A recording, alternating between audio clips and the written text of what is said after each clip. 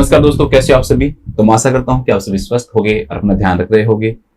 Team nursing classes की advance series में आप सभी का हार्दिक स्वागत और अभिनंदन करता हूं। मेरा नाम है अवधेश कुमार और एडवांस सीरीज के अंदर हम पढ़ रहे हैं दोस्तों पीडियाट्रिक नर्सिंग। पीडियाट्रिक नर्सिंग से पहले एडवांस सीरीज में हम बहुत सारे जो सब्जेक्ट्स हैं उनको हम क्लियर कर चुके हैं, जिसमें मैंने आपको सबसे पहले जो पूरा ऑब्स्टेट्रिक्स है उसको पढ़ाया। उसके बाद में मैंने मेडिकल सर्जिकल नर्सिंग के जितने भी सिस्टम्स हैं दोस्तों उनको पूरे डिटेल में हमने सिस्टमेटिक वाइज हमने उनको सबको पढ़ा है, सिस्टमिक वे में पढ़ा है, जिसमें चाहे मस्कुलोस्केलेटन हो, चाहे नर्वस सिस्टम हो, चाहे एंडोक्राइन सिस्टम हो, चाहे आपका रीनल हो, रेस्पिरेटरी हो, गैस्ट्रोइंटेस्टाइनल हो, कार्डियक सिस्टम हो। इसके अलावा कुछ जो पार्ट है दोस्तों हमने जो जीआई जो न्यूट्रिशन है उसका जीआई ट्रैक्ट में पढ़ा है, न्यूट्रिशन जो पार्ट है वो जीआई ट्रैक्ट के अंदर हमने पढ़ा है। और अब हम पढ़ रहे हैं दोस्तों हमारी पीडियाट्रिक नर्सिंग। तो बिना कोई टाइम वेस्ट किए हमारी जो आज की जो हमारी क्लास है दोस्तों वो हम स्टार्ट करते हैं। तो आज की हमारी क्लास स्टार्ट करते हैं दोस्तों हमारे पहले क्वेश्चन के साथ। ये जो क्वेश्चन है दोस्तों क्वेश्चन नंबर 9 है। मैंने क्वेश्चन नंबर 10 आपको करवा दिया था, कल टाइम की थोड़ी सी कमी थी तो उस कमी के कारण मैंने कहा था कि ये जो क्वेश्चन है थोड़ा सा बड़ा है तो डिटेल में पढ़ेंगे, अच्छे से पढ़ेंगे, इसलिए थोड़ा सा टाइम कंज्यूमिंग है। तो क्वेश्चन है हमारे सामने स्क्रीन के ऊपर दोस्तों। A nurse at the well child clinic determines A 1 year old infant's length to be below what is expected। ठीक है, ये कह रहा है कि नर्स है क्लिनिक के अंदर, वेल चाइल्ड क्लिनिक है, उसमें डिटरमाइन करती है कि भाई 1 साल का जो बच्चा है उसकी जो लेंथ है to be below what is expected. उसको लग रहा है कि वो जिस बच्चे को देख रही है उस बच्चे की जो एज है वो 1 साल से क्या है, कम है। The current height is 28 inch. बहुत इंपॉर्टेंट है, हमें मेन चीज दे रखी है इसमें कि भाई करंट जो हाइट जो दे रखी है ना दोस्तों वो कितनी दे रखी है इसके अंदर, उस बच्चे की करंट जो हाइट है वो कितनी इंच है, 28 इंचेज है। And the birth length was 20 inch. अभी 28 इंच है और जब उसका जन्म हुआ था जब कितनी थी दोस्तों, 20 इंच थी। What should the infant's current length be. अब देखो करंट लेंथ कब होनी चाहिए, तो यहां से मिलेगा हमें आंसर 1 year old कि जब बच्चा 1 साल का है, जन्म के समय बच्चे की जो लेंथ थी दोस्तों वो 20 इंच थी, अभी उसकी 28 इंच है। तो ये पूछ रहा है कि अभी जो लेंथ है what should this infant current length be. इसकी करंट जो लेंथ है दोस्तों कितनी होनी चाहिए, है 28 लेकिन होनी कितनी चाहिए, क्योंकि नर्स को लग रही है कि ये जो लेंथ जो है ये उसकी क्या आ रही है दोस्तों, कम आ रही है। तो इस क्वेश्चन ने बस सिंपल से पूछा है, बट हम कोई भी सिंपल जो चीज है दोस्तों उसको सिंपल को हार्ड तो बनाते ही ठीक है, और हार्ड को भी सिंपल बनाता हूं मैं आपके लिए, दोनों काम करता हूं। हंसी मुझे इसलिए आ रही है क्योंकि मैं चाहूँ इस क्वेश्चन को करवा दूं 1 मिनट में हो जाए ये, लेकिन इंपॉर्टेंट चीज ये नहीं है। इंपॉर्टेंट चीज ये है कि इससे रिलेटेड जितने भी जो पैरामीटर्स हम सबके बारे में हम क्या करेंगे, डिस्कस करेंगे। लेकिन मुझे ऐसे इसलिए आ रहा है कि हमारे जो टैग लाइन उसमें लिखा रहता है ना कि भाई हम हार्ड को सिंपल बनाते हैं, बट दोस्तों देखो सिलेक्शन लेना है ना तो आपको हार्ड चीजें भी पढ़नी ही पड़ेंगी। ठीक है, हाँ उनको मैं सिंपल वे में जरूर पेश करूंगा, लेकिन जैसे ये क्वेश्चन है इसको आपको करना हो तो 1 मिनट में आप कर लोगे, कोई भी आप खुद भी पढ़ सकते हो बुक से। बट मैं क्या चीज करवाता हूँ, आपको एक्स्ट्रा चीजें करवाता हूँ कि भाई इससे रिलेटेड जितने भी जो क्वेश्चन है दोस्तों वो बनते हैं तो आप उनमें कभी आपको प्रॉब्लम नहीं हो। पहला जो एक डाउट है दोस्तों वो सुनो कि एक चीज होती है दोस्तों लेंथ और एक होती है आपकी हाइट।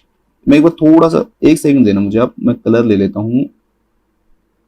ठीक है, देखो 2 चीजें होती हैं, एक ध्यान रखना लेंथ होती है और एक होती है हाइट। ठीक है, ओपी गई में बता रखा है कि भाई दोनों में भी क्या होता है, डिफरेंस होता है। लेंथ का मतलब वो ये कहते हैं कि जब बच्चा लेटा हुआ है ना, जब हम उसकी हाइट देख रहे हैं दैट इज लेंथ, और जो हाइट है वो स्टैंडिंग पोजीशन में हाइट। तो वो कहते हैं कि तो क्वेश्चन आज तक ये आया है कि भाई इन्फेंटोमीटर जो है उसमें हम कब तक जो बच्चे की लेंथ है उसको नापते हैं, तो आंसर 2 साल है। लेकिन ये क्वेश्चन इस वे में भी बन सकता है कि जो लेंथ है वो कब तक नापते हैं, तो लेंथ ध्यान रखना 2 ईयर तक जो बच्चे की हम क्या नापते हैं दोस्तों, लेंथ नापते हैं, और आफ्टर 2 ईयर जो बच्चों की जो हम नापते हैं दोस्तों वो क्या नापते हैं, हम हाइट नापते हैं। दूसरा क्वेश्चन आप सभी का पता ही है कि 2 ईयर तक जिस चीज के अंदर हम हाइट या जो लेंथ जो बच्चे की नापते हैं उसे हम किस नाम से जानते हैं, that is known as infantometer. इसे हम किस नाम से जानते हैं दोस्तों, इन्फेंटोमीटर के नाम से जानते हैं। इसके बाद में आता है मान 2 साल से ज्यादा बच्चे का अगर आप हाइट देख रही तो हम उसको स्टैंडिंग पोजीशन में देखते हैं। ठीक है, किसमें देखते हैं, स्टैंडिंग पोजीशन में। स्टैंडिंग पोजीशन के अंदर हम क्या देखते हैं दोस्तों, हाइट। ठीक है, तो ये हो गया आपका। इसके बाद में हम पढ़ते हैं कि करके देखो कई बार इसको स्टैंडिंग पोजीशन के साथ में स्टेडियोमीटर भी लिख देते हैं, तो वो भी लिख लो ना, स्टेडियोमीटर। फिर आगे बढ़ते हैं। देखो आपको कुछ इमेजेस दिखाता हूं, मैंने टेलीग्राम के अंदर वो डाल रखा है, उसमें है ना एक्चुअली में WHO ने दे रखा है कि वो किस प्रकार से जो बच्चे की जो लेंथ है ना वो नापनी चाहिए। तो उसमें दे रखा है भाई हेड की जो पोजीशन है वो रखनी है, ठीक है, पैर को ग्रैब करके रखना है, कोशिश करनी है एक्सटेंडेड पोजीशन में। यहाँ तक भी लिखा हुआ है कि पैर थोड़े से सॉफ्ट होते हैं तो ज्यादा फोर्स नहीं लगाना है। तो इस चीज में इस प्रकार से हम बच्चे की क्या नापते हैं दोस्तों, जो लेंथ है वो नापते हैं। ठीक है, दिस इज इन्फेंटोमीटर, ये इन्फेंटोमीटर है जिसमें बच्चे की लेंथ को नाप रहे हैं। दिस इज इन्फेंटोमीटर, बच्चे को लिटा देते हैं, फिर इसके अकॉर्डिंग हम जो बच्चे की जो लेंथ है दोस्तों वो हम क्या कर सकते हैं, देख सकते हैं। तो ये भी क्या है आपका इन्फेंटोमीटर, ये आगे आएगा, इस इमेज के बारे में हम आगे डिस्कस करेंगे। तो ये तो होगी सिंपल सी बात। अब जो हमारा जो क्वेश्चन है उसके बारे में डिस्कस करते हैं। क्वेश्चन जो दोस्तों आपसे पूछेगा वो कि भाई एट बर्थ जो है वो बच्चे की जो लेंथ हाइट कुछ भी लिखा होता है, क्योंकि लेंथ ही मानेंगे 2 साल तक वैसे तो, बट आप अब कंफ्यूज नहीं होना, सिर्फ एक चीज कुछ भी मान लो। तो एट बर्थ जो है वो कितनी होती है, तो एट बर्थ जो है दोस्तों वो होती है लगभग 50 सेंटीमीटर। कितनी होती है, 50 सेंटीमीटर होती है। ठीक है, इंच में अगर आप करना चाहो तो उसके अकॉर्डिंग आप कर सकते हो। यार एक सेकंड रुकना प्लीज, मैं इतने जल्दी मुझे फोन आता नहीं है एक्चुअली में, बट कोई रीजन नहीं होगा। तो एट बर्थ जो हाइट जो होती है दोस्तों वो 50 सेंटीमीटर होती है। तो इसके बाद में अगर हम बात करें जो इंपॉर्टेंट है वो 3 मंथ पे देखते हैं, फिर इसके बाद में हम जो 6 मंथ है उस पे देखते हैं, 9 मंथ पे देखते हैं और 1 ईयर पे देखते हैं, या 12 मंथ मान लो। तो इसे याद करना सही रहेगा कि भाई एक 3 दे रखा है, एक 6 दे रखा है, एक 9 दे रखा है, एक क्या दे रखा है आपको 12 मंथ दे रखा है। 3, 6, 9, 12 मंथ। फिर 12 मंथ के बाद में 1 ईयर हो गया पूरा, या 1 ईयर मान लो। इसके बाद में 2 ईयर पे देख लो, और उसके बाद में फिर आप देख लो एक 3 ईयर के ऊपर देख लो। ठीक है, इसके बाद आप किस पे देख सकते हो, 3 ईयर पे देख सकते हो। तो देखो 3 मंथ के ऊपर जो हाइट है दोस्तों 50 सेंटीमीटर से बढ़कर 60 सेंटीमीटर हो जाएगी। 6 मंथ के ऊपर सिर्फ 5 सेंटीमीटर बढ़ेगी तो लगभग 65 सेंटीमीटर हो जाएगी। 9 मंथ पे भी लगभग 5 सेंटीमीटर बढ़ेगी तो 70 सेंटीमीटर हो जाएगी।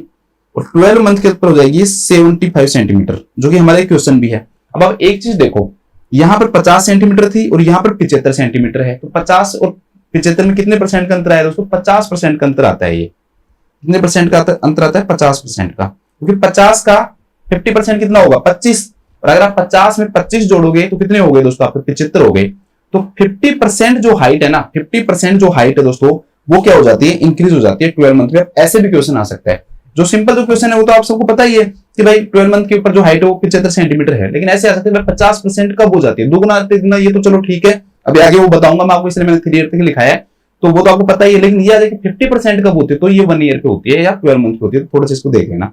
75 सेंटीमीटर के बाद में 90 सेंटीमीटर, और 90 के बाद में आपको 95 सेंटीमीटर। अब 95 के बाद में देखो जन्म के समय कितनी है 50 सेंटीमीटर, तो अब यहाँ पर कितनी हो जाएगी दोस्तों 100 सेंटीमीटर हो जाएगी। कितनी सेंटीमीटर हो जाएगी 100 सेंटीमीटर। अब क्वेश्चन आते हैं कितने ईयर पे हो जाती है, तो 4.5 ईयर, सबसे इंपॉर्टेंट क्वेश्चन इन सब में, तो इसको हाईलाइट कर लो कि 4.5 साल में जो हाइट है वो कितनी हो जाती है दोस्तों 100 सेंटीमीटर हो जाती है।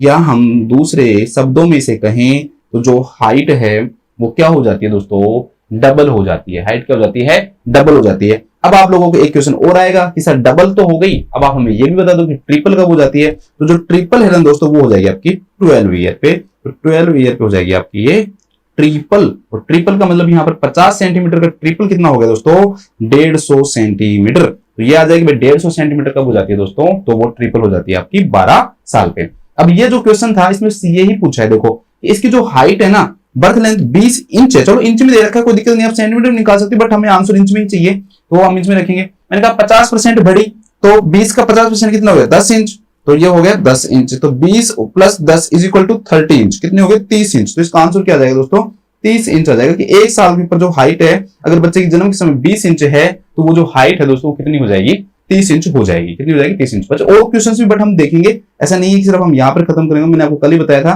कि हम अच्छे से पढ़ेंगे, डिटेल में पढ़ेंगे तो कोई प्रॉब्लम हमें नहीं होगी। इसके बाद में नेक्स्ट जो आता है दोस्तों एक क्वेश्चन आता है कि भाई जो हाइट है वो 4 साल के बाद पर ईयर कितने सेंटीमीटर बढ़ती है। तो सिंपल सा क्वेश्चन आता है कि आफ्टर 4 ईयर, इसमें थोड़ा सा जूम कर लेता हूं यार क्योंकि आप सही दिखेगा। आफ्टर 4 ईयर जो हाइट है वो कितनी बढ़ती है, तो ये क्वेश्चन बनता है सीधा सीधा। तो इसका आंसर जो आएगा दोस्तों आएगा 6 सेंटीमीटर पर ईयर।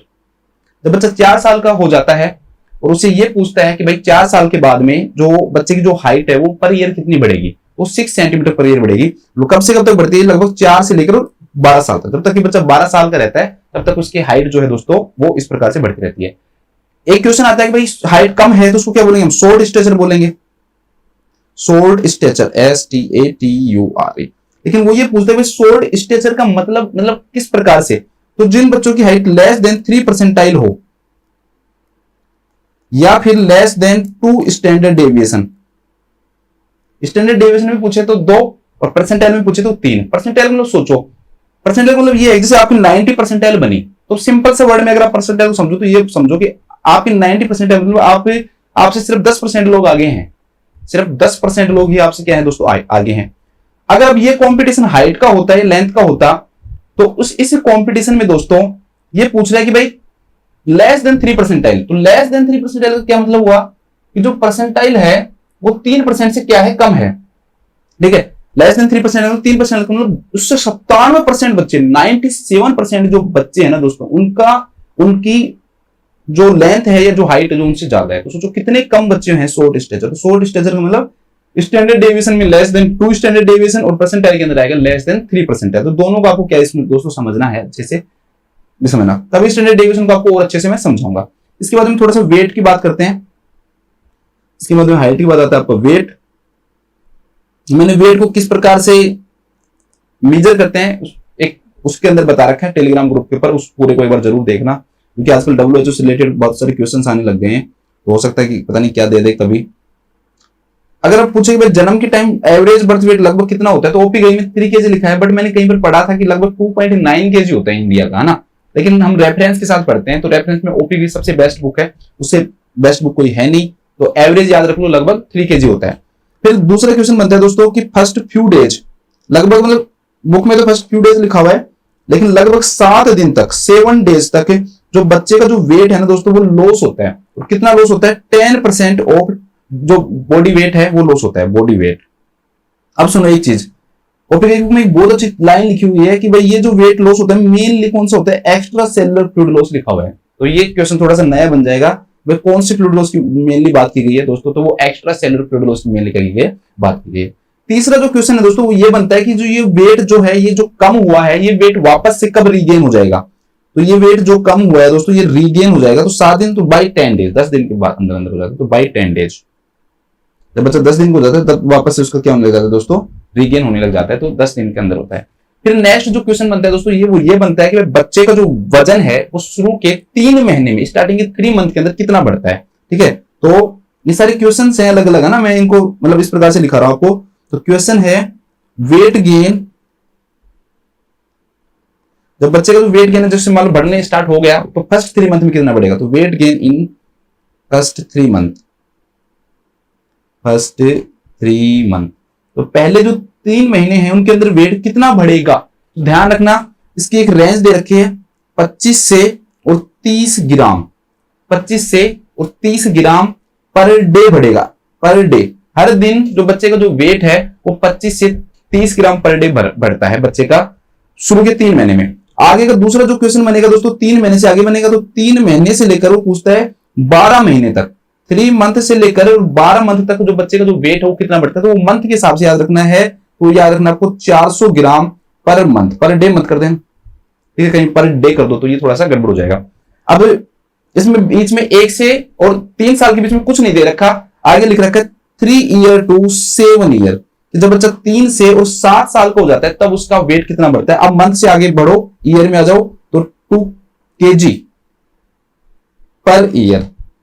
अब जो वेट है 2 kg पर ईयर हो जाएगा। और लास्ट जो है दोस्तों वो आपका क्या आ जाएगा, उन्होंने कहा कि भाई 7 ईयर से लेकर और जब तक उसकी जो प्यूबर्टी है, जो स्प्रूट है, जो उसकी ग्रोथ है वो स्टार्ट नहीं हो जाती तब तक, तो 7 year to pubertal growth spurt, pubertal growth spurt, ठीक है। 7 साल से लेकर प्यूबर्टल जो ग्रोथ स्पूट तक है तो वो 2 kg से क्या हो जाएगा, 3 kg हो जाएगा पर ईयर। अब आप एक चीज देखो, आपको याद कहां से कहां तक करना है, यहां से शुरू करना है, तो आप इसको इस प्रकार से याद मत किया करो, अलग अलग मत याद करो, इसको कोशिश करो बीच में आपको याद रखना कि 1 से 3 साल तक कुछ नहीं दे रखा। फिर आपको कैसे याद रखना है, शुरू के 3 महीने, फिर 3 महीने से 12 महीने, फिर 1 से 3 साल कुछ नहीं दे रखा, 3 से 7 साल और 7 से जब तक ग्रोथ स्पूट हो। फिर इसका जो सीक्वेंस है वो आपको याद रखना है, 25 से 30 है, 400 है, फिर इसके बाद में 2 kg और फिर 3 kg, बस ऐसे याद रखना है, 25 से 30, 400, 2 kg और 3 kg, ठीक है। डे मंथ ईयर, ईयर, बस ईयर से आगे कुछ आता नहीं है, तो इस अकॉर्डिंग आप क्या कर सकते हो, याद रख सकते हो इसको, ठीक है। तो देखो हमारे 4 क्वेश्चन सिंपल सिंपल यहां पर बन गए।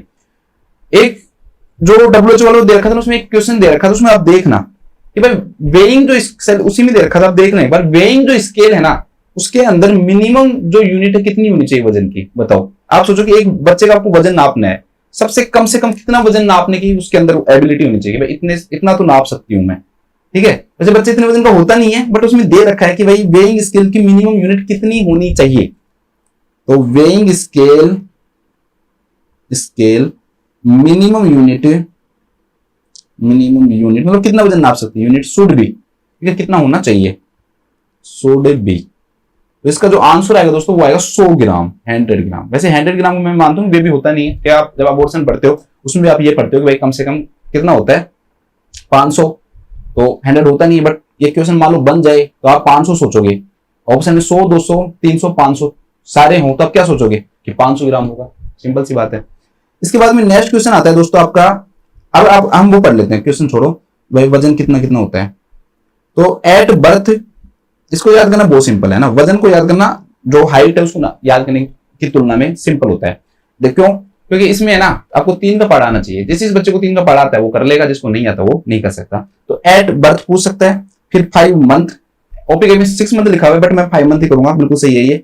फिर 1 साल, 2 साल, फिर आपके कितने हो गए 3, 5, 7 का इसमें चल रहा है 1, 2, 3, ठीक है, ओड में चलना है, ये 2 तो थोड़ा सा सॉरी 2 तो आ गए बट 1, 2, 3, 1, 2, 1, 3, 5, 7 ऐसे है, बट 1, 2 भी याद रखना है, 3, 5, 7 और 10 ऐसे याद रख लो, ठीक है। तो 5 एट बर्थ, पहले ना इनकी सीक्वेंस से याद किया करो आप। देखो 5 month, 1 year, 2 year, 3 year, 5 year, 7 year और 10 ईयर। तो ऐसे ये चीज आपने सीक्वेंस याद कर ली तो सामने वाला याद करने में आपको 1% भी जोर नहीं आएगा, कुछ याद करना ही नहीं है उसमें आपको क्या याद करना है। एट बर्थ 3 का पढ़ाता है, 3 हो गया, 5 मंथ पे कितना हो गया 6 हो गया, 1 ईयर के ऊपर कितना हो जाएगा 9 हो जाएगा, 12 ईयर के ऊपर कितना हो जाएगा 12 हो जाएगा, 3 चौक 12, 3 5 15, 3 6 18 और 3 7 21 और 3 दाई 30। बताओ मैंने आपको कुछ भी याद कराया क्या, भाई खुद ही तो बता रहा है ये देखो, बट याद क्या करना है, इधर का याद करना है। इसमें क्या क्या है, इसमें भी याद करने में ज्यादा टफ नहीं है। एट बर्थ है, फिर 5 मंथ है, 1 ईयर है, 2 ईयर, 3, 5, 7 और 10 ईयर, बस ठीक है। इस प्रकार अब डबल ट्रिपल देखो, आप खुद देखो भाई, बच्चे का वजन 3 है, डबल कब हो रहा है, ठीक है, डबल कब हो रहा है, ट्रिपल कब हो रहा है, ये सब आप खुद देखो। अब आप बाकी 10 टाइम कब हो रहा है तो वो सब आप इसमें देख सकते हो, तो मुझे लगता नहीं कि ऐसा कोई आपको कोई दिक्कत आएगी। एक सिंपल सी रेंज पूछता है वो कि किसी भी बच्चे का वजन कितने से कम लो बर्थ वेट कहलाता है। तो भाई हम जानते हैं 2.5 किलो से कम जो होता है वो क्या कहलाता है, लो बर्थ वेट। एक होता है वेरी लो बर्थ वेट, ठीक है, वेरी लो बर्थ वेट, और एक होता है एक्सट्रीमली लो बर्थ वेट। तो सिंपल सी रेंज याद रखनी है कि भाई इधर 2.5 kg है, दूसरा जो है दोस्तों 1500 ग्राम से कम, लेस देन 1500 ग्राम, और एक्स्ट्रा हो जाएगा तो ये हो जाएगा आपका एक्सट्रीमली, एक्स्ट्रा बोल दिया मैंने सॉरी, एक्सट्रीमली हो जाएगा 1000 ग्राम से कम, बस। तो तीनों ये टर्म जरूर याद रखना कि भाई low birth weight, very low birth weight, और इसको एक जो वजन के बारे में ना इंडियन एसोसिएशन ऑफ पीडियाट्रिक ने भी कुछ बोल रखा है, तो उनकी भी थोड़ी सी बात सुन लेते हैं, क्योंकि यार आजकल क्वेश्चन का जो लेवल है वो थोड़ा सा बढ़ने लग गया, तो हमें पढ़ना जरूरी है, छोड़ नहीं सकते।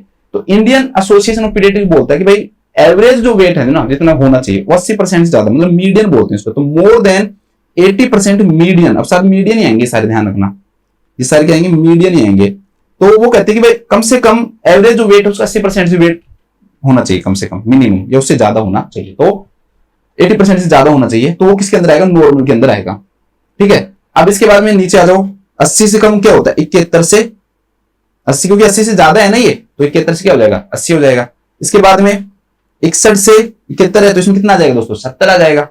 इसके बाद में 61 आ गया तो अब इससे कम क्या होता है 50 होता है, तो 50 से 60 आ जाएगा, और 50 से नीचे कितना हो जाएगा 50। तो आपको एक्चुअली में कुछ याद नहीं करना, देखो आपको अगर एक्चुअली में आप देखो तो 50, 60, 60, 70, 70, 80 और 80 से ज्यादा, बस 50 याद रखना है आपको, और आगे बढ़ते जाओ 50, 50 से 60, 60 से 70, 70 से 80, मतलब लगभग, मतलब वैसे 61 दे रखा मुझे भी पता है ये, तो यहां पर भी काउंट कर लेना है, सॉरी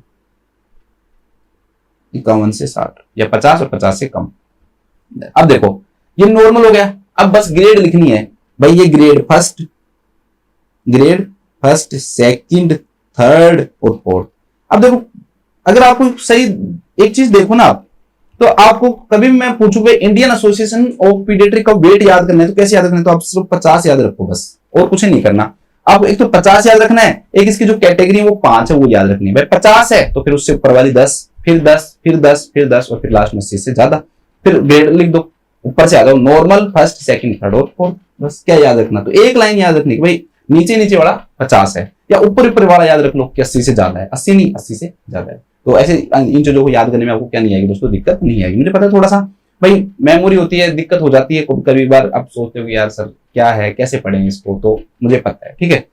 इसके बाद में दोस्तों कुछ क्वेश्चंस इंपोर्टेंट बनते हैं इसमें कि भाई सिंपल से आपको ये पूछेगा कि भाई लो वेट फॉर हाइट क्या कहलाता है, क्योंकि हम वेट पढ़ रहे हैं, हाइट पढ़ रहे हैं, तो वो पूछेगा लो वेट फॉर हाइट है, मतलब मेरी जितनी हाइट है ना उसके अकॉर्डिंग मेरा वेट नहीं है, ठीक है। मेरा वेट मुझे मान लो, मेरा वेट मान लो, तो लो वेट फॉर जो हाइट है ना उसे हम किस नाम से जानते हैं दोस्तों, इसे हम वेस्टिंग के नाम से जानते हैं। किस नाम जानते हैं, वेस्टिंग के नाम जानते हैं। अब आजकल थोड़ा सा और आगे बढ़ना पड़ेगा, क्योंकि ये तो आपको पता है कि भाई जो वेस्टिंग दे रखा है ये तो सबको पता लग गया, लेकिन उन्होंने दे रखा है कि वेस्टिंग बोल दो, या फिर इसे हम बोल सकते हैं कि जो जेड जो स्कोर है, अभी बात करेंगे, लेस देन 2 जेड होगा, जेड स्कोर जो होगा वो कितना होगा, लेस देन -2 जेड, ठीक है, -2 जेड होगा, तो ये क्या कहलाएगा दोस्तों, वेस्टेड कहलाएगा। क्या कहलाएगा, वेस्टेड कहलाएगा, -2 जेड। या फिर स्टैंडर्ड जो डेविएशन है ना दोस्तों वो भी लिख देता है कई बार, below the mean of 2 Z या below the less than 2 standard deviation, ऐसे भी लिख सकता है, तो कंफ्यूज मत होना।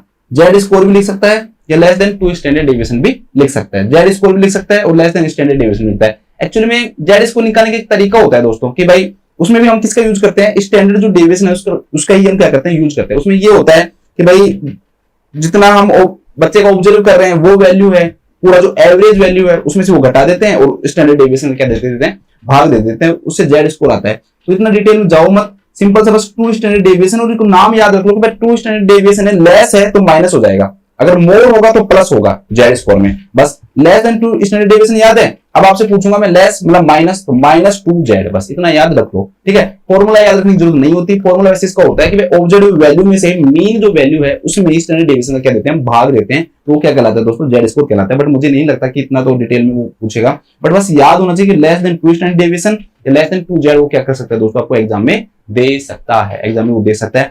एक क्वेश्चन सिंपल सा आता है दोस्तों कि वेस्टिंग जो है ना वो किस चीज को शो करती है, तो वेस्टिंग का बहुत इंपॉर्टेंट क्वेश्चन बनता है कि वेस्टिंग जो है वो एक्यूट माल न्यूट्रिशन को शो करती है। एक्यूट माल न्यूट्रिशन, वेस्टिंग किस चीज को शो करती है, तो वेस्टिंग जो है दोस्तों वो एक्यूट माल न्यूट्रिशन को शो करती है। तो पहला होगा वेस्टिंग, एक अंडरवेट सुनो, ठीक है, कुछ क्वेश्चन है। अब पूछो कि लो वेट फॉर एज, क्योंकि वो हाइट है तो एक एज होगा, तो लो वेट फॉर एज मतलब मेरी एज के अकॉर्डिंग मेरा क्या नहीं है दोस्तों, वेट नहीं है, एक तो हाइट के अकॉर्डिंग नहीं है, एक इसलिए तो उसके अकॉर्डिंग नहीं है, तो लो वेट फॉर एज है दोस्तों, तो इसको हम बोलते हैं अंडरवेट। देखो कितना मतलब सिंपल से, ए सोचो कि एक चीज है हाइट के अकॉर्डिंग होगा तो क्या कहलाएगा, वेस्टिंग कहलाएगा, ठीक है, और अगर एज के अकॉर्डिंग होगा तो क्या कहलाएगा दोस्तों, अंडरवेट कहलाएगा। तो दोनों में देखो कितना अंतर हो गया ना। अब अंडरवेट का भी उन्होंने ये लिखा हुआ है कि लेस देन -2 जेड स्कोर, ठीक है, ये standard deviation less than 2 standard deviation भी लिख सकता है, ठीक है। तो अंडरवेट को ध्यान रखना। अब अंडरवेट जो है ना वो दोनों को शो करता है, एक्यूट हो या क्रोनिक हो, दोनों माल न्यूट्रिशन को क्या करता है दोस्तों, ये शो करता है। तो acute and chronic, acute and chronic दोनों माल न्यूट्रिशन को क्या करता है दोस्तों, ये शो करता है। दो चीजें हो गई, अब दोनों को मिक्स कर दो, सॉरी अब मतलब वेट से किस पे आ जाओ, हाइट पे आ जाओ। ये हो गया लो वेट फॉर एज हो गया, लो वेट फॉर हाइट हो गया। अब मान लो हाइट पूछ ले, लो हाइट फॉर एज को क्या बोलते हैं, ठीक है। थर्ड जो आता है दोस्तों वो आता है आपका, ये तीनों बहुत इंपॉर्टेंट हैं, लो हाइट फॉर एज। अब हाइट तो देखो वेट के अकॉर्डिंग लिखना सही नहीं होता ना, कि आप ऐसे लिखो कि लो हाइट फॉर वेट, सर ये भी बता दो, तो वो तो सही नहीं होगा। तो हाइट कम को क्या बोलते हैं, अभी पढ़ा है, स्टंटिंग बोलते हैं। क्या बोलते हैं दोस्तों, स्टंटिंग बोलते हैं। किस नाम जानते हैं, स्टंटिंग। सीधा सा एक बहुत अच्छा क्वेश्चन बनता है कि ये किस चीज को शो करता है, तो ये शो करता है क्रोनिक माल न्यूट्रिशन को। धीरे धीरे, क्योंकि हाइट जो है ना वो एकदम से ऐसे नहीं होगी, वेट जल्दी गिरेगा, हाइट ऐसी थोड़ी होगी एकदम से हाइट कम रह जाएगी। काफी दिनों तक पर्सन माल न्यूट्रिशन में रहेगा तब उसकी हाइट कम रहेगी, लेकिन वेट जल्दी गिरता है। तो याद रख लेना, एक्यूट और क्रोनिक आपको याद रहेगा थोड़ा सा ना। तो ये इसको किस नाम जानते हैं दोस्तों, क्रोनिक माल न्यूट्रिशन को, और स्टंटिंग के बारे में मैंने आपको पहले उधर लिखा रखा है, ठीक है। तो वो आपको यहां पर पढ़ने की जरूरत पड़ेगी नहीं, ठीक है। दो चीजें हो गई हमारी, एक हमारा हो गया वेट और एक हो गई हमारी हाइट। अब नेक्स्ट पढ़ते हैं।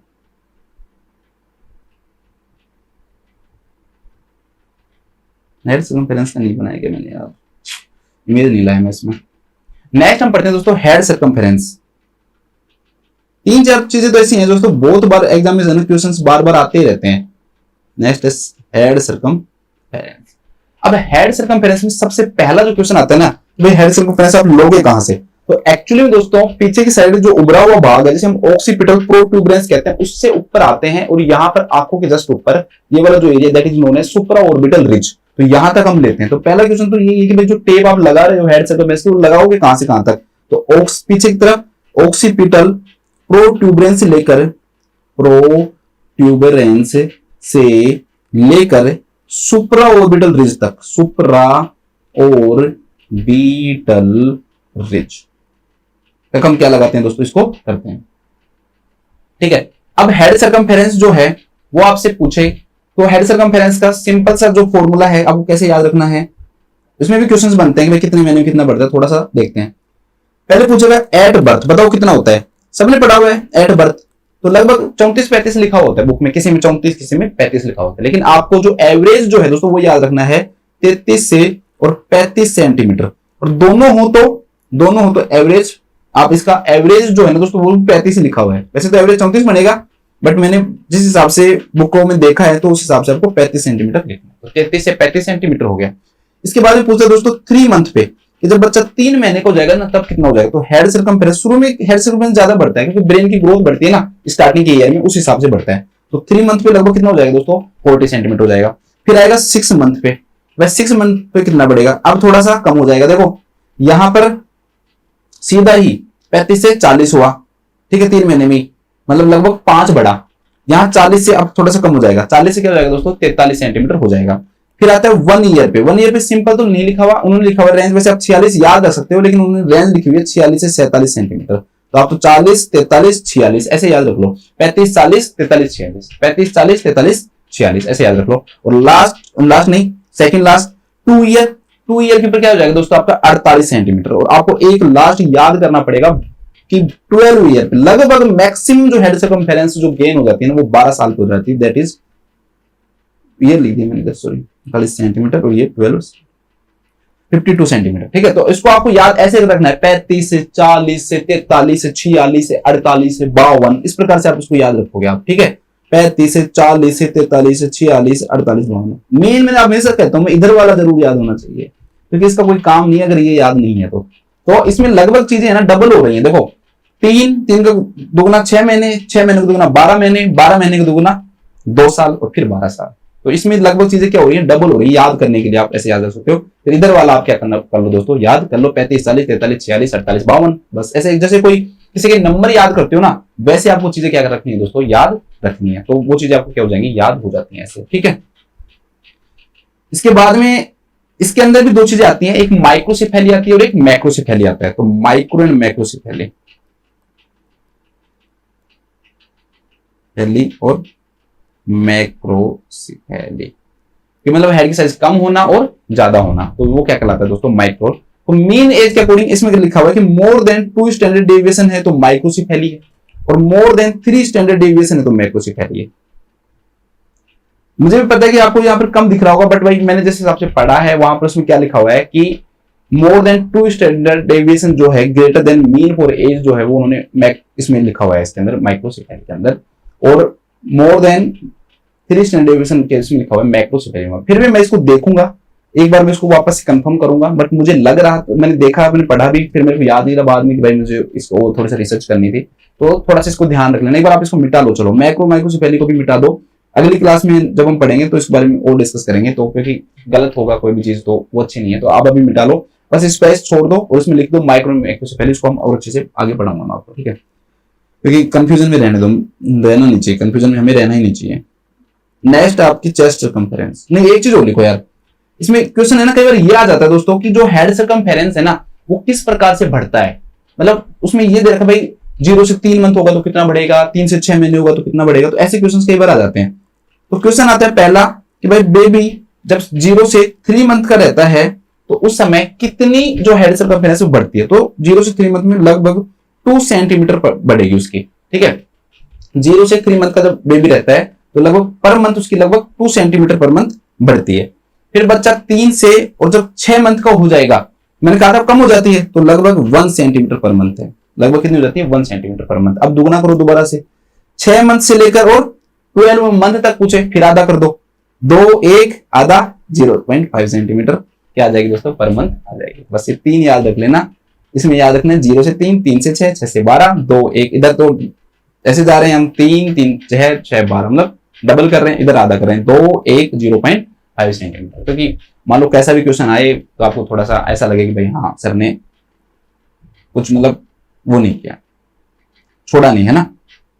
इसके बाद में हम बात करते हैं दोस्तों चेस्ट सर्कमफेरेंस की। एक बहुत अच्छा क्वेश्चन मिला मुझे चेस्ट सर्कमफेरेंस में, चेस्ट सर्कमफेरेंस। चेस्ट सर्कमफेरेंस में है ना दोस्तों, पहली बात तो कि एक तो सिंपल सा क्वेश्चन आता है कि भाई कौन से लेवल के ऊपर मेजर करते हैं। तो इसको हम मेजर करते हैं, मेजर, ये सिंपल क्वेश्चन है, ध्यान रखना, eight the level of nipple. ठीक है, तो ये जरूर याद रखना कि भाई इसको कहां पर मेजर किया जाता है, measure at the level of nipple. इससे भी अच्छा क्वेश्चन जो है वो आर्म जो सर्कमफेरेंस है उसमें दे रखा है। अब दूसरा जो क्वेश्चन है दोस्तों वो ये बनता है कि भाई जो हेड सर्कमफेरेंस है, सॉरी जो चेस्ट सर्कमफेरेंस है और हेड सर्कमफेरेंस में क्या रिलेशनशिप होती है एट बर्थ। तो ये माना जाता है दोस्तों कि हेड सर्कमफेरेंस से चेस्ट सर्कमफेरेंस कम होती है। देखो ज्यादा नहीं बोल रहा मैं, कम होती है। कितनी, 3 centimetre lens, 3 centimetre less than head circumference होती है, हेड सर्कमफेरेंस कब, एट बर्थ, एट, ठीक है। लगभग 3 सेंटीमीटर क्या होती है दोस्तों, कम होती है। दूसरा क्वेश्चन है लगभग, मतलब उसमें 35 है तो उसे 3 सेंटीमीटर कम कर लो, 33 से 35 है तो इस हिसाब से आप 3 सेंटीमीटर क्या कर सकते हो, कम सकते हो। एक बहुत अच्छा क्वेश्चन बनता है कि हेड सर्कमफेरेंस और जो चेस्ट सर्कमफेरेंस है वो बराबर कब हो जाते हैं। क्योंकि हम जानते हैं चेस्ट सर्कमफेरेंस ज्यादा है तो एक टाइम में ये जब बड़ा है ये छोटा है तो एक टाइम में ये बराबर होंगे, फिर चेस्ट सर्कमफेरेंस ज्यादा होगी।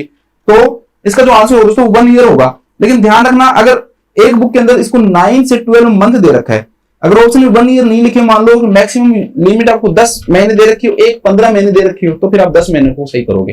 ठीक है, जैसे मान लो क्वेश्चन आ जाए हेड सर्कमफेरेंस और चेस्ट सर्कमफेरेंस जो है वो इक्वल हो जाते हैं। ऑप्शन में दे रखा हो 6 महीने, 10 महीने, 15 महीने और आपके 24 महीने, तब इसमें आप क्या आंसर करोगे। आप कहोगे कि यार 1 साल तो आया ही नहीं इसमें, तो आप 15 महीने कर दोगे, नहीं, तब आंसर क्या करोगे आप 10 करोगे। तो थोड़ा सा इसको ध्यान रखना कि head circumference chest circumference equal तो 1 ईयर पे होते हैं, लेकिन जो अगर आपसे रेंज पूछता है तो वो क्या पूछेगा दोस्तों, 9 to 12 मंथ की आएगी। क्या आएगी, 9 to 12 मंथ इसकी रेंज आएगी। बस ये थोड़ा सा ध्यान रखना, और बस बाकी कुछ ना पढ़ने का है नहीं।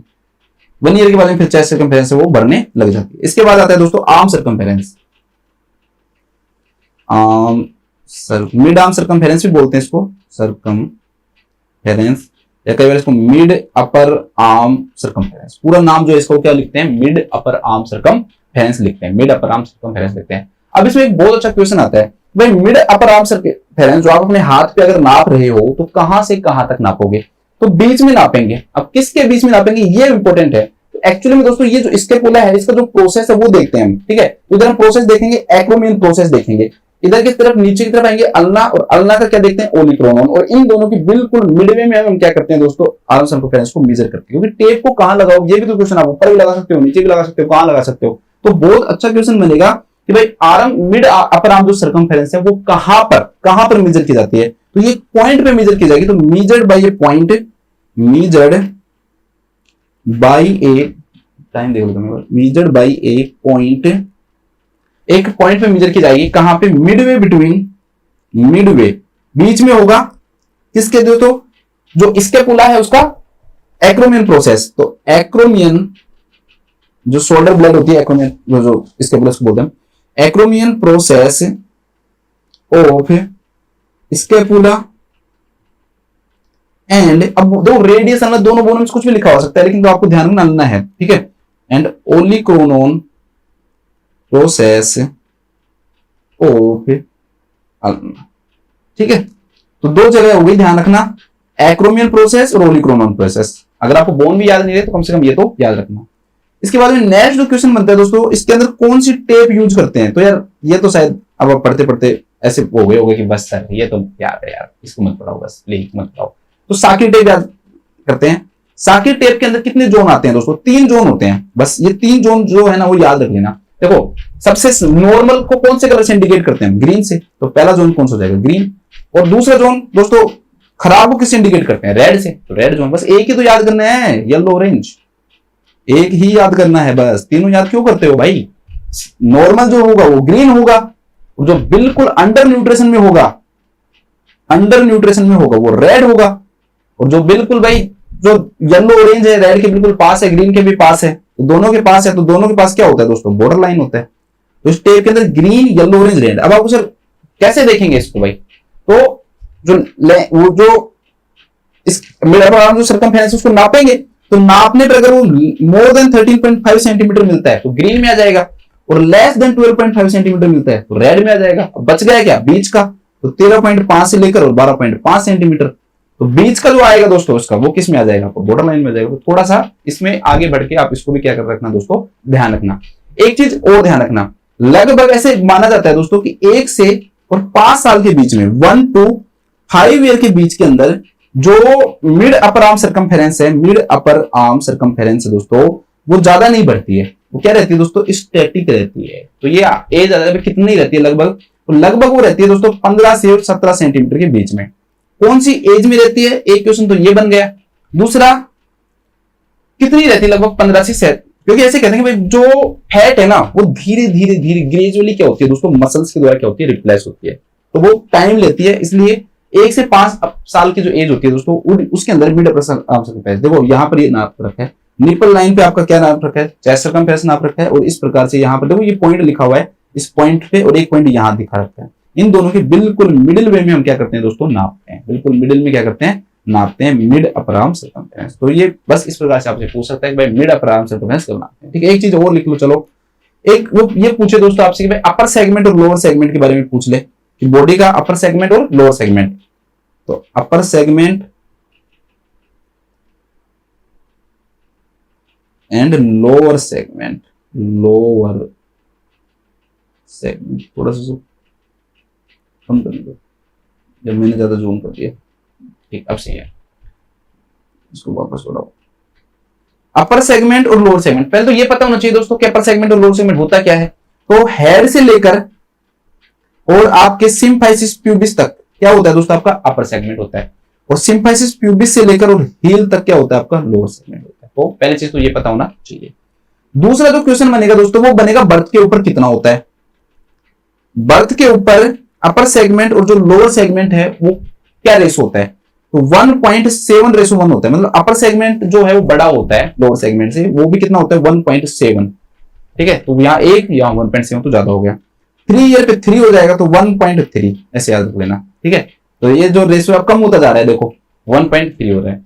7 साल के ऊपर सबसे इंपॉर्टेंट 1:1। तो क्वेश्चन बनेगा कि अपर सेगमेंट और लोअर सेगमेंट का जो रेशो है वो इक्वल कब हो जाता है, तो वो 7 साल पे हो जाता है। और 7 साल के बाद में जो है ना दोस्तों, आफ्टर 7 ईयर ये जो रेशो है ये 1:1.1 हो जाता है। मतलब कि लोअर सेगमेंट जो है वो अपर सेगमेंट से क्या हो जाता है दोस्तों, बढ़ जाता है। अब एक last note the list question हम पढ़ते हैं। एक्चुअली में ओपीके की बुक में दोस्तों एक सॉफ्टवेयर के बारे में लिखा हुआ है, और उस सॉफ्टवेयर में वो पूछ रहे हैं कि भाई कौन सा ऐसा सॉफ्टवेयर है। वैसे तो कई सारे सॉफ्टवेयर है, लेकिन एक सॉफ्टवेयर के बारे में बहुत अच्छे से दे रखा है उन्होंने। वो ये पूछते हैं भाई जो जितने भी हम मेजरमेंट कर रहे हैं इनकी एनालिसिस के लिए WHO ने कौन सा सॉफ्टवेयर दिया है। ठीक है, आजकल की ट्रेन में क्वेश्चन आ जाए मान लो, तो WHO सॉफ्टवेयर फॉर किसके लिए, ये सारे मेजरमेंट के लिए। इसे किस नाम जानते हैं, एंथ्रोपोमेट्री, फॉर एंथ्रोपोमेट्रिक मेजरमेंट। ठीक है, कौन सा WHO सॉफ्टवेयर है दोस्तों जो हम एंथ्रोपोमेट्रिक मेजरमेंट के लिए क्या करते हैं, यूज करते हैं। तो भाई किसका यूज के नाम क्या है, WHO है क्या, एंथ्रो। तो उस सॉफ्टवेयर का नाम है WHO एंथ्रो। अब देखो, अब आपको लग रहा है यार बहुत सिंपल क्वेश्चन, मेरे को तो नहीं आता तो भी कर देता। तो भाई वो नाम इतने सिंपल नहीं लिखते, वो बिल्कुल ऐसे नाम नहीं लिखेंगे कि बस आपको आया और आप कर दोगे आप। ठीक है, थोड़े से जो नाम जो होते हैं वो टफ होते हैं। ठीक है, थोड़े से जो नाम होते हैं दोस्तों क्या होते हैं, टफ होते हैं, तो इसका थोड़ा सा ध्यान रखना कि भाई नाम टफ होते हैं, इतने सिंपल मतलब चारों जो बाकी के जो ऑप्शन मिलेंगे ना दोस्तों, बाकी के जो ऑप्शन मिलेंगे वो ऐसे नहीं मिलेंगे आपको। अब तो आपको पता है भाई सिंपल सा नाम WHO एंथ्रो, तो आप कर दोगे ना, तो आपको थोड़ा सा लग रहा है, लेकिन उसमें जो नाम होते हैं ना बहुत अच्छे अच्छे नाम होते हैं, मतलब कि बाकी के जो चारों जो ऑप्शन होते हैं ना वो बहुत बहुत अच्छे ऑप्शन होते हैं। एक इसमें दे रखा भाई मेन क्या क्या चीजें दे रखी है, तो मेन 3 चीजें ध्यान रखना। नाम एंथ्रो जरूर है, लेकिन इसके अंदर एंथ्रोपोमेट्री है या एंथ्रोमेट्रिक जो कैलकुलेशन है वो तो ये करता ही है। ये तो इसके नाम में पता लग रहा है कि भाई जो एंथ्रोपोमेट्री करेगा ये। एक दोस्तों इसके अंदर 3 चीजें याद रखनी है बस। एक इसके अंदर इंडिविजुअल असेसमेंट करता है, ये क्या करता है, इंडिविजुअल का असेसमेंट करता है। और एक न्यूट्रिशन को कैसे छोड़ सकते हैं, तो ये दोस्तों न्यूट्रिशनल सर्वे भी करता है। क्या करता है, न्यूट्रिशनल जो सर्वे है ना वो भी यहाँ पे करता है। तो ये 3 चीज याद रखना। एक बार मैं टाइम लिख लेता हूँ, 7 इसको थोड़ा और पढ़ते हैं 15-20 मिनट, क्योंकि ठीक है अब इसमें लिख लो, बस बहुत है यार इतना, बाकी फिर कभी पढ़ेंगे। इसमें लिखो, क्वेश्चन में लिख लो कि 1 ईयर पर बच्चे की लेंथ जन्म से 50% जन्म से तो साफ लिखने दो यार, जन्म से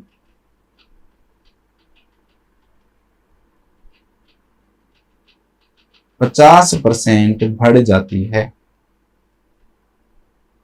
ठीक है, 50 सेंटीमीटर एट बर्थ और 75 सेंटीमीटर एट 1 ईयर। इसको थोड़ा सा देख लेना, ठीक है। तो ये आपका क्वेश्चन हो गया। इसके बाद में हम बढ़ते हैं हमारे नेक्स्ट क्वेश्चन की तरफ।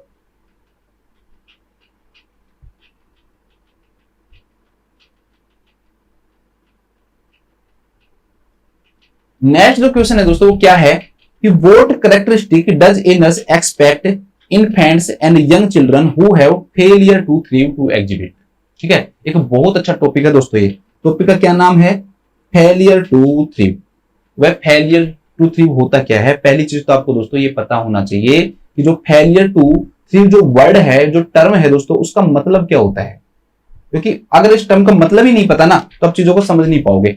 इसकी कई सारी डेफिनेशंस होती हैं, सबके बारे में बात करते हैं। सबसे पहली बात तो कोई मेरे से ये पूछे कि भाई सिंपल सा आप सर ये बताओ कि भाई फेलियर टू थ्रिव होता क्या है, तो मैं ये कहूंगा कि भाई पहली बात तो ये है कि 5 साल तक के जो बच्चे हैं ना उनके लिए हम क्या करते हैं दोस्तों, यूज करते हैं। किस चीज के लिए यूज करते हैं कि भाई मैं हूं मान लो 5 साल का, तो मेरे ही सेम एज ग्रुप का 5 साल का जो बच्चा और मेरे ही सेक्स का, मतलब मेल हूं तो मैं मेल ही जो बच्चा है उसके इक्वल जो मेरी ग्रोथ है ना दोस्तों वो नहीं हो पा रही है, तो इसे मैं किस नाम जानूंगा, फेलियर टू थ्रिव के नाम से जानूंगा। अब पहला सिंपल सा क्वेश्चन क्या बना कि फेलियर टू थ्रिव जो टर्म है वो कितने साल तक के बच्चे के लिए यूज करते हैं। तो जो इसका आंसर होगा भाई वो कितने साल तक के बच्चे के लिए यूज करते हैं दोस्तों, तो इसका आंसर हो जाएगा 5 साल। तो पहली डेफिनेशन तो क्या हुई, बिल्कुल सिंपल कि भाई 5 साल तक के बच्चे के लिए यूज करते हैं। ठीक है, 5 साल तक के बच्चे के लिए। दूसरी बात क्या है दोस्तों कि भाई फिजिकल जो ग्रोथ है मेरी, मेनली फिजिकल ग्रोथ पे करते हैं, वैसे कॉग्निटिव भी होता है बट मेन हम सिंपल डेफिनेशन पढ़ रहे हैं, आगे बढ़ेंगे। फिजिकल जो ग्रोथ है मेरी वो नहीं है जितना मेरा same age group and sex का। ऐसा नहीं लड़के की लड़की से तुलना कर रहे हो, लड़की की लड़के से तुलना कर रहे हो, ऐसा नहीं होना चाहिए ना। आप कहोगे यार वेट जो है इसका उस लड़के के बराबर है ही नहीं, तो वो तुलना नहीं करनी है, थोड़ा सा ये ध्यान रखना है आपको। तो सेम एज ग्रुप और सेक्स का नहीं होना चाहिए। दूसरा दोस्तों क्वेश्चन सिंपल सा बनता है कि फेलियर टू थ्रिव के अंदर वेट जो है वो कितना होता है, तो वेट जो है दोस्तों वो बिलो 5 परसेंटाइल है। लेकिन ऑप्शन में अगर 5 परसेंटाइल नहीं मिले ना तो फिर 3 परसेंटाइल कर लेना, क्योंकि ओपीके में दोनों दे रखे हैं, बिलो 5 एंड बिलो 3 परसेंटाइल। आप परसेंटाइल मतलब समझ गए ना भाई, मतलब 100 बच्चे हैं और 100 बच्चों को हमने वेट लिया तो आप 5वें नंबर पे आ रहे हो, मतलब पीछे से आपका वजन इतना कम है कि आपसे 95 बच्चों का वजन ज्यादा है, और 3 का मतलब 97 बच्चों का वजन आपसे ज्यादा है, तो बहुत कम ही वेट हो गया। तो इसे हम किस नाम जानेंगे भाई, मतलब बच्चा कुछ कर ही नहीं पा रहा। ठीक है, या फिर दोस्तों क्या डेफिनेशन हो सकती है, एक डेफिनेशन ये हो सकती है कि आप एक लंबे पीरियड तक दोस्तों आपका जो वेट है ना वो बिल्कुल भी बढ़ नहीं रहा है। ठीक है, तो वेट जो है दोस्तों उसको गेन नहीं कर पा रहे हो, तो failure to gain the weight, मैं ये साइड डिफरेंस लगा रहा हूं कि अलग अलग क्वेश्चन बनते हैं, over a long period, over a long period. अब एक लास्ट और पढ़ते हैं। लास्ट जो क्वेश्चन है दोस्तों उसमें सिंपल सा पूछता है कि भाई मेजर परसेंटाइल क्या होते हैं दोस्तों, जैसे 100 परसेंटाइल, 75, 50, 25, 0, तो ये क्या होते हैं, मेजर परसेंटाइल कहलाते हैं, मतलब बीच में एक जगह पहुंच रहे हैं हम। तो इतनी ज्यादा जो बच्चे की जो ग्रोथ है दोस्तों वो इतनी कम हो जाए कि बच्चा एक मेजर परसेंटाइल से दूसरी मेजर परसेंटाइल तक नीचे की तरफ बढ़े, ठीक है। तो जो मेजर जो परसेंटाइल है ना दोस्तों उसको क्रॉस कर दे बच्चा, परसेंटाइल को क्या कर दे, क्रॉस कर दे। देखो मैं समझाता हूं कैसे। एग्जाम्पल के रूप में पहले बच्चे की परसेंटाइल थी 75, मतलब 25% बच्चे का ही वेट उससे ज्यादा था, लेकिन वो 75 परसेंटाइल से 50 परसेंटाइल में पहुंच जाए। सोचो 50%, अब 50% बच्चों का जो वेट है ना वो उससे क्या है, ज्यादा है। पहले 25% का ही था, अब 50% का ज्यादा है। इसलिए मेजर परसेंटाइल को भी अगर क्रॉस कर देता है दोस्तों तो इसे भी हम किस नाम से जानते हैं, फेलियर टू थ्रिव के नाम से हम इसे जानते हैं, ठीक है, फेलियर टू थ्रिव के नाम से जानते हैं। इसकी कुछ डिग्री दे रखी है दोस्तों, बहुत थोड़ा सा उसको पढ़ लेते हैं, क्योंकि आजकल जो क्वेश्चन है उनका कुछ पता रहता नहीं कि कहां से पूछ लेते हैं। फेलियर टू थ्रिव की भाई डिग्री दे रखी है, माइल्ड, मॉडरेट और सीवियर। माइल्ड, मॉडरेट और एक सीवियर डिग्री, ठीक है। सीवियर थोड़ा सा दिख नहीं रहा आपको, मैं इसको सही कर दूंगा। माइल्ड, मॉडरेट और सीवियर जो डिग्री है दोस्तों उसके बारे में पूछ सकता है वो। तो अगर जो वेट जो है ना दोस्तों वो हमने एवरेज वेट निकाला, मीडियन जो है उससे 75 से 90% के अंदर है, मतलब एवरेज जो वेट है उसका लगभग 75 से 90% वेट है, तो वो माइल्ड में आएगा। मान लो एवरेज वेट जो है वो 100 किलो है और आपका जो वेट है दोस्तों 75 से और 90 किलो के बीच में है, ठीक है। 100 किलो एवरेज माना तो मीडियन मतलब एवरेज समझा करो, तो जल्दी याद हो जाता है, ठीक है। तो ये क्या है, ये वेट फॉर एज है, ये वेट फॉर एज। तो वेट फॉर जो एज है ना दोस्तों वो आपने एवरेज माना कि भाई इस बच्चे का जो वेट है वो 100 किलो होना चाहिए, लेकिन वो 75 से 90 के बीच में ही है, मतलब बहुत ज्यादा कम तो नहीं है ना। हमने 100 माना लेकिन उसका है कितना, 75 से 90, तो इसे फिर हम किस नाम जानेंगे, माइल्ड फेलियर टू थ्रिव के नाम से इसे जानेंगे। सेकंड आता है दोस्तों मॉडरेट। मॉडरेट जो आता है दोस्तों इसके अंदर अब हो गया 75 तो इधर आ जाएगा 74, और 60 से लेकर और 74 तक मीडियन, 60 से 74% वो मीडियन है, मतलब कि हम एवरेज जो वेट है दोस्तों वो 100 किलो है, लेकिन इस बच्चे का जो वेट है वो 60 किलो से लेकर 74 किलो तक है, ठीक है। मैं एग्जांपल के रूप में बता रहा हूँ, 100 किलो कहां से कम होगा, मैं सिर्फ एग्जांपल बता रहा हूं। अब 60 है तो 60 से कम कर दो, तो लेस देन क्या हो गया दोस्तों, 60 हो गया।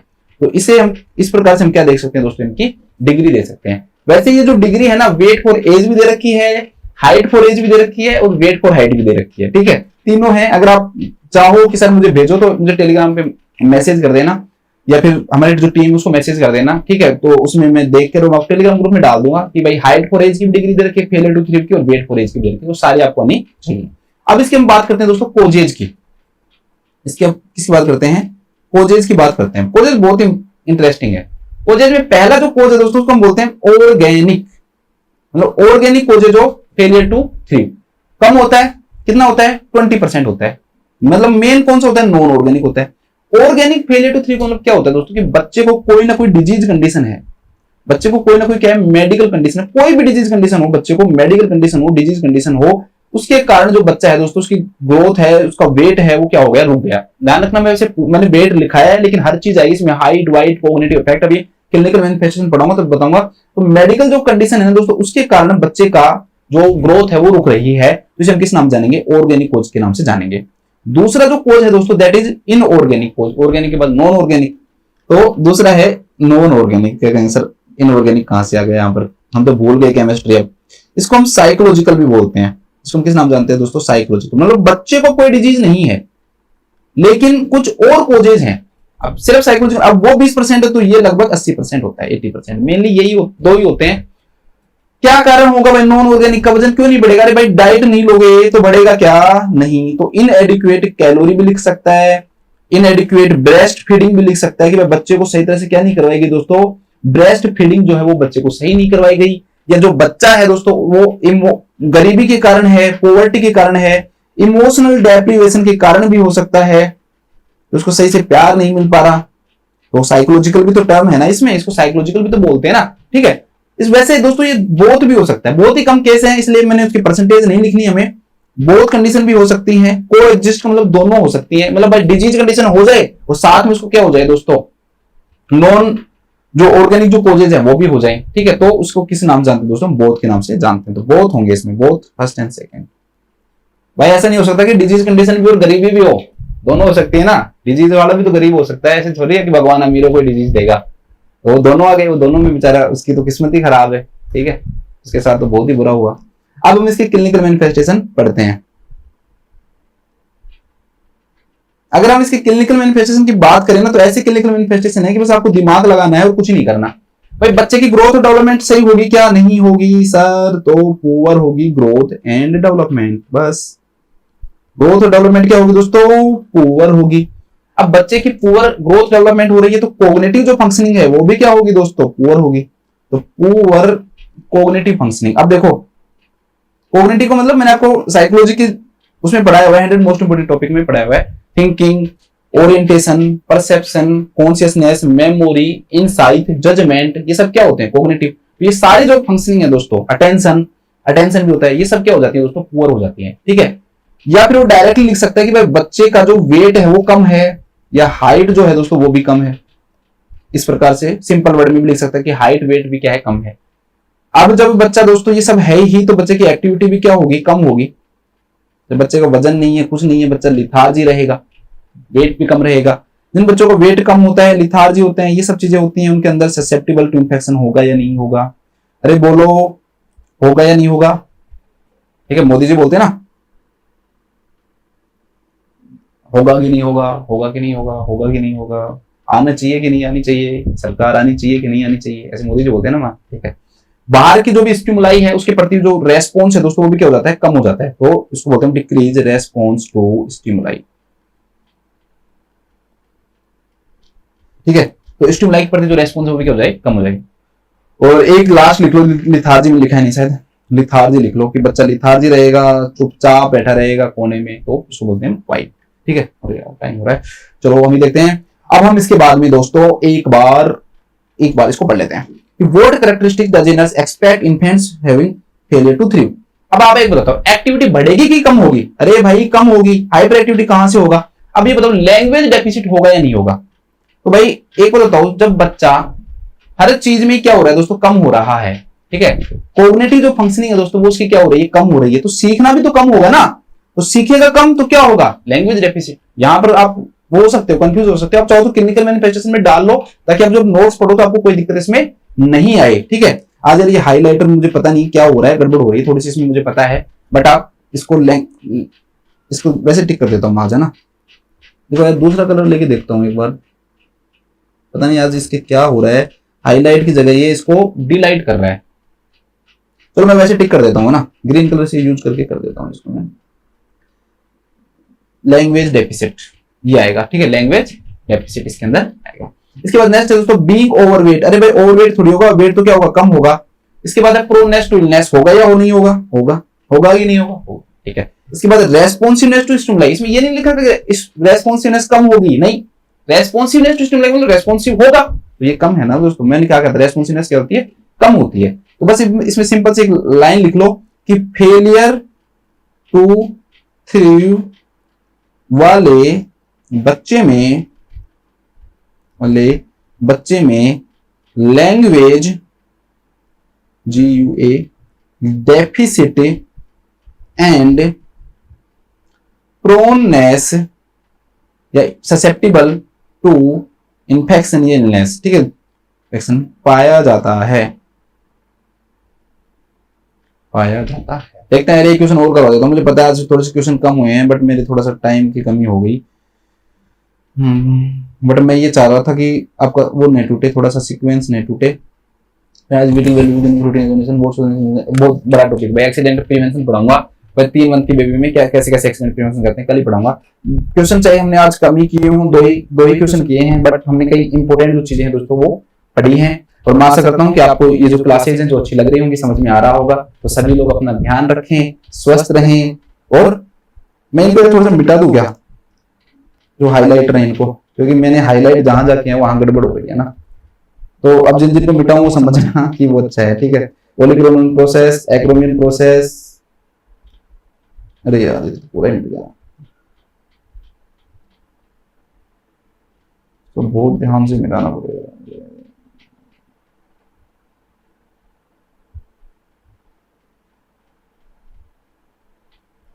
ठीक है, मुझे पता है थोड़ा सा हाईलाइट खराब हो गया ये, बट मुझे यूज नहीं करना चाहिए था। चलो कोई नहीं, 40 क्लास है वैसे भी, वो ज्यादा फर्क नहीं पड़ेगा। एक्चुअली में क्या है कि जो ग्रीन स्क्रीन होती है ना शायद उससे गड़बड़ हो जाता है ये, वो इसको एक्सेप्ट नहीं करती।